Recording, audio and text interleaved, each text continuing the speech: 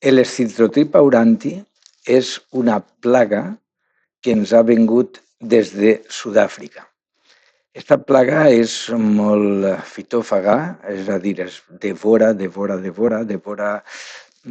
les brotacions, busca teixit jove i, per tant, ataca les brotacions, no deixa créixer els arbres, però a més ataca els fruits quan estan en formació, quan el teixit vegetal és tendre, provocant-los unes marques que va a fer que no siguin comercials.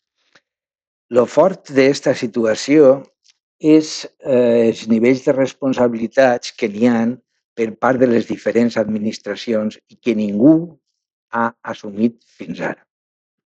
En primer lloc, les autoritats comunitàries, perquè aquesta plaga, que ja fa molts anys se sap que existia en Sud-àfrica, si s'haguera respectat les mesures de quarantena, de tractament en fred, de control en els ports d'entrada a la Unió Europea, aquesta plaga segurament o probablement no haurà entrat en Europa i més concretament en Espanya.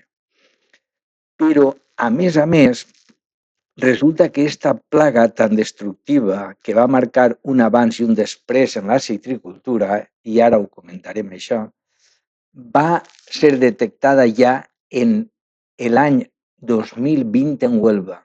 Any 2020. Si s'havien aplicat les mesures de quarantena adients, aquesta plaga no s'haurà escampat com se va escampar ràpidament per Andalusia, tota Andalusia. Però és que és més greu el tema. Des d'aquestes latituds mediterrànies, des d'ací, des del País Valencià o des de Múrcia, s'importaven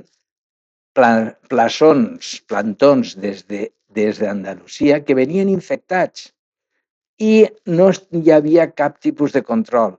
Els comerciants de taronges compraven taronja allà, en Huelva, en Andalusia en general, i aquests taronges i caixons venien així infectats i anaven escampant la plaga, sense que ningú prenguera mesures de quarantena per evitar que això fos així.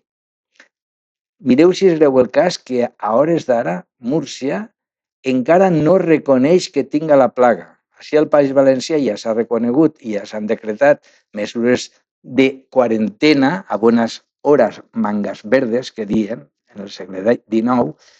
I què està passant? Pues que el bitxet, l'Scistotrips, està escampant-se a la seva gana per tot l'àmbit geogràfic. Caldria demanar responsabilitats? Clar que sí, perquè si la plaga està detectada i si no està detectada, per què no l'han detectat? Però estava detectada i sabem que així, concretament així al País Valencià, ja en l'any 1922, 1923, ja n'hi ha presències i ja n'hi ha parcel·les en danys que arribaven fins i tot al 100% del fruit.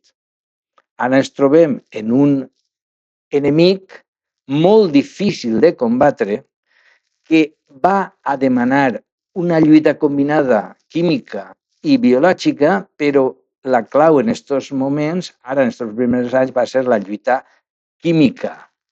El que diguem la polvoritzada, és insecticides.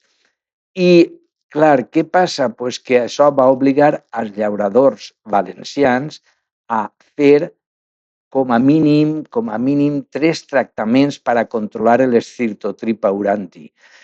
Què significa això? Que si combinem en altres plagues, com pot ser la mosca blanca, per exemple, la mosca de la fruta, etc., ens anem tranquil·lament a 5 tractaments o 6 tractaments que tenim que fer als arbres. I això econòmicament no és suportable, no és viable. I això és el que marcarà un abans i un després.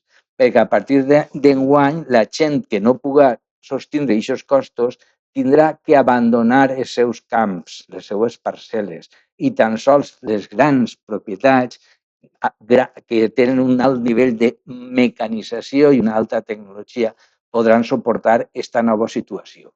Així és que, lamentablement, la nostra citricultura de minifundi ha mort. Que trist.